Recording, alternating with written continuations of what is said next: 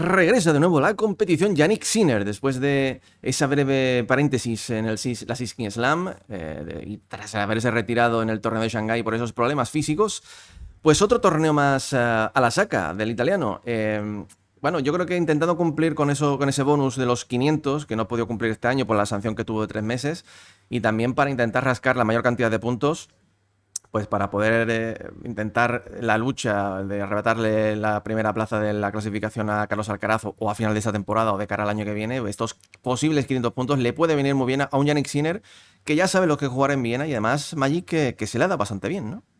Efectivamente, aquí ganó Sinner ya hace un par de temporadas, 2023, derrotó a Daniil Medvedev y recuerdo que en este torneo tuvo uno de los partidos que más o que han supuesto un mayor punto de inflexión para él. Me acuerdo en 2022, se enfrenta a Frances Tiafoe, un partido donde era superior y un partido que pierde porque el público se mete en su cabeza. Un Tiafoe que se vuelca con el público completamente, Sinner se empequeñece y recuerdo que en aquel momento tachábamos a Yannick de un tipo un tanto frío, no conectaba demasiado con el público, le pesaban esos grandes escenarios y fue un partido que le hizo pues cambiar algo en su cabeza, cambió el chip y dijo yo aquí me tengo que crecer y desde entonces hemos visto un Sinner que oye pues se motiva un poquito más con el público y no tan frío hasta en la gestualidad, ¿no? Como en aquel momento. Como tú dices, yo creo que está aquí en Viena para cumplir con los requisitos de cara a obtener ese bonus económico. Necesita jugar una cierta cantidad de torneos ATP 500, le faltan algunos, viene aquí, viene a ejercer como Salvador y oye, el número 1 está complicado, pero bueno, también yo creo que para ponerse a punto, para llegar bien al final de temporada,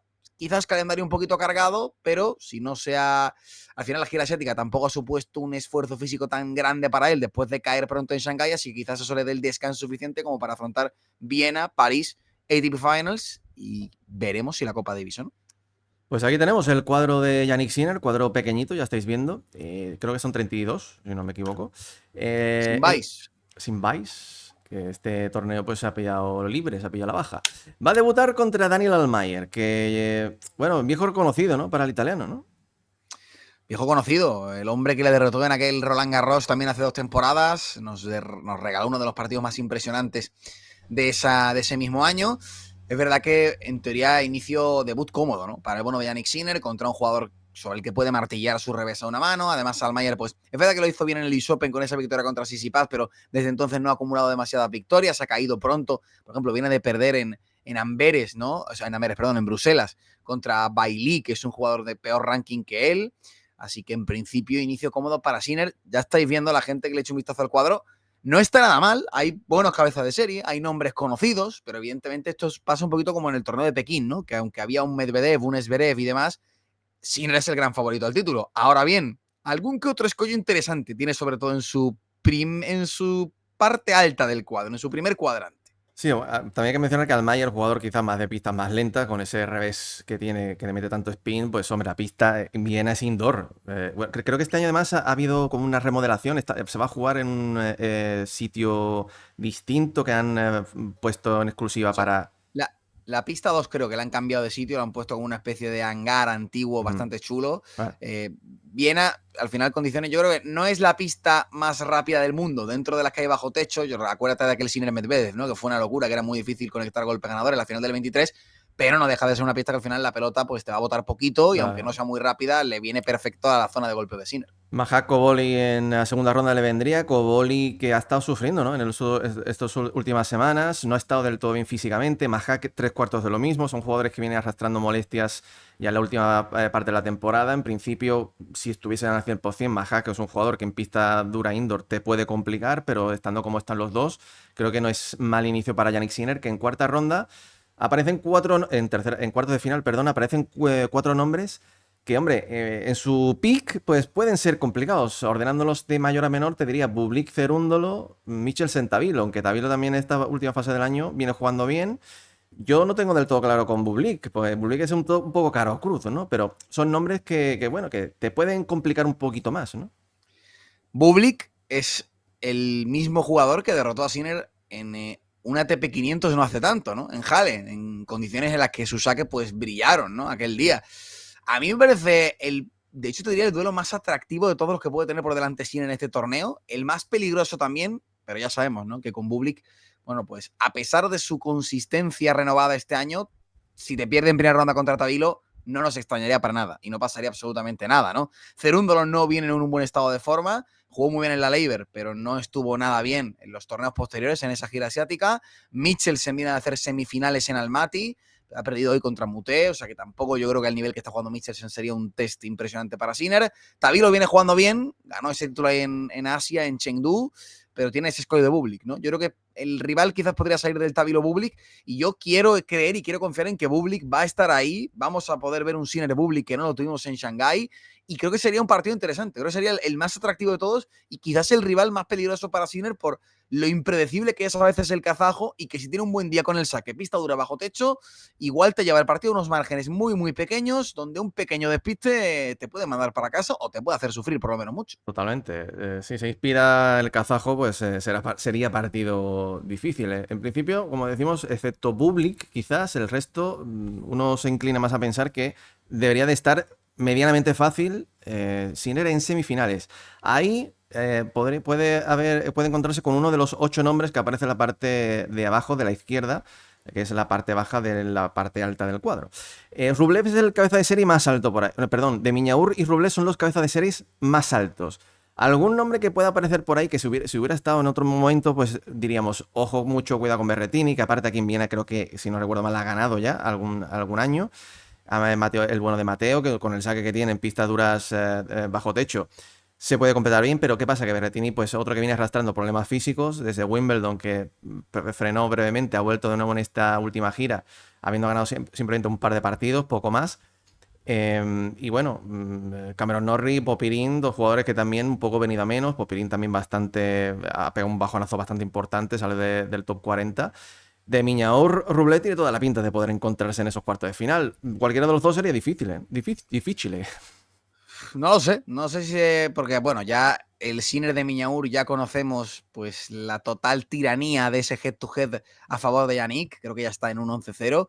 Es verdad que de Miñaur le compitió mejor que nunca en el último partido de ambos en Pekín, en ese semifinal, donde le robó un set y la verdad que le hizo bastante partido, pero ¿quién ganó? Ganó Yannick Sinner, ¿no? Y Rublev parecía que remontaba un poquito el vuelo a mediados de temporada y de nuevo hemos visto el Rublev más irregular, el Rublev que te pierde partidos contra jugadores ante los que antes no perdía, ¿no?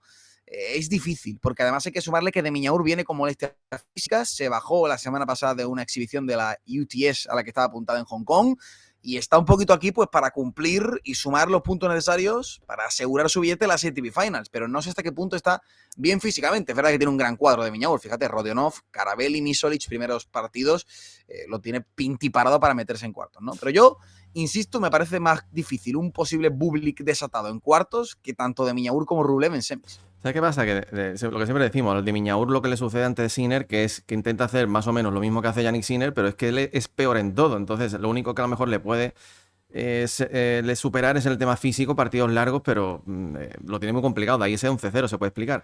Viendo un poco el head-to-head entre Rublev y de Miñaur, si se encontrasen en cuartos de final, pues lo que veo es que de los últimos 4 duelos se ha llevado la victoria en 3, el ruso. Siempre han sido partidos tremendamente duros. O sea, por ejemplo, este mismo año se han enfrentado en Doha, ganó Rublev 7-6 en el tercero. El año pasado se enfrentaron en Rotterdam, ganó 6-3 de Miñaur en el tercero. En el Open de Australia, 5 sets, ganó Rublev. En París, el Máster de París ganó Rublev 6-1 en el tercero. O sea, siempre son partidos apretados que puede pasar cualquier cosa. Si, como tú dices, de Miñaur viene un poco tocadillo, pues a lo mejor nuestras fichas las ponemos sobre todo en el ruso, en ese posible Rublev-Sinner. Así que, pues eso por lo que respecta a la parte alta. Por la parte baja, tenemos, Magic, a un jugador renacido, ¿no? A un jugador que después de hacer semifinales en... Uy, ahora no me acuerdo del torneo. Semifinales en Chengdu, ¿puede ser? ¿Quién? Medvedev. Perdió en cuartos en Hangzhou. Hangzhou, semifinales en Shanghái y ahora, pues final. Y semis en Pekín. Semis en Pekín y ahora, mientras estamos hablando, todavía está en la final en Almaty. La cosa es si puede o no puede sumar un nuevo título, pero parece que está en un gran momento. Favoritísimo, ¿no? Para poder llegar quizás a la final en su parte del cuadro. Este Medvedev, todavía yo creo que hay ciertas reservas con él, pero yo creo que le vimos en Shanghái brotes verdes, ¿no? Vimos que recuperando parte de la identidad que le hizo ser número uno algún día, con esos turnos rápidos de servicio, siendo muy ofensivo, tanto con el saque como con el golpe posterior, luego al resto un poquito más conservador, recuperando un poquito esa seña de identidad, ¿no? De ser un jugador que mezclaba muy bien esos dos tiempos en función de si sacaba o si restaba, y eso le hacía ser mucho más peligroso. Con Thomas Johansson, ¿no? Como un entrenador que le está insistiendo, le está instando a ser más ofensivo, ser más valiente. Él hablaba precisamente esta semana de que tiene que cambiar detallitos en su tenis, pero que, oye, va por el buen camino, ¿no? Que hay que ir paso a paso. Como tú dices, a un partido de volver a ganar un título, que lleva más de 2 años y medio sin hacerlo, esto es noticia, aprovechando bien ese ATP 250 en Kazajistán, y aquí, sinceramente, con un cuadro, oye, interesante. Curiosamente, se puede enfrentar en segunda ronda a Mute, que es a quien se va a enfrentar mañana en la final en Almaty. Yo siempre un Medvedev Mute saltan chispas. Acuérdate, de hecho, en Washington este año que le ganó Mutet a Medvedev en un partido que fue una auténtica montaña rusa. O sea que tampoco quiero dar por hecho el título de Medvedev en Kazajistán y que ganaría Mutete aquí en Viena, ¿no? Por lo demás, muy interesante ese Tsitsipas Musetti de primera ronda. Un Tsitsipas venido a menos, que parece que físicamente, pues oye, está como para jugar en Viena después de la catástrofe de la debacle saudí. Y por la parte baja, un Zverev, que también llega entre algodones este final de temporada. Pero fíjate, ¿no? Todos jugadores de la fase previa y un Khachanov que tampoco está respondiendo del todo en este último tramo de la temporada. El único que está en buena forma es Medvedev. Los demás vienen un poquito a verlas venir y a recuperar estado físico antes de lo verdaderamente importante, ¿no? París y sobre todo las semifinals. Veremos, difícil de pronosticar, más allá de que, como tú bien comentas, Medvedev parece el ligero favorito por esa parte del cuadro. Lo único que, a ver, todo apunta a un Medvedev Musetti de semifinales en la parte alta, porque Tsitsipas está de capa caída. También muy interesante poder ver a Budukov Kjaer, que tiene una wild card aquí en el torneo. Puede ser interesante ver a este joven potencial que tenemos en el circuito todavía, pues por un poco es que pulir, ese diamante por pulir. Mute, el hecho de poder enfrentarse a Medvedev en la final, ahí le puede coger ideas de cara a este partido de segunda ronda, siempre que gane cada uno a Borges y al jugador de la fase previa.